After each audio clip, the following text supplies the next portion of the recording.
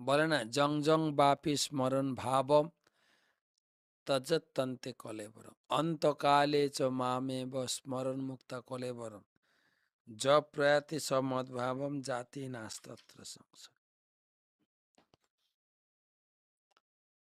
ভগবান বলছেন তোমার ভজন কমপ্লিট হলেই নয়ামি গরুর স্থানম অর্চিরাদি গতিক মিনা, আমি আমার গরুর, আমার নিজের গাড়ি নিজের পার্শ্বদকে পাঠাও অথবা আমি নিজে গিয়ে তোমাকে আমার ধামে নিয়ে আসব। তো অজামিলের ক্ষেত্রে এটা আমরা উপলব্ধি করতে পারছি।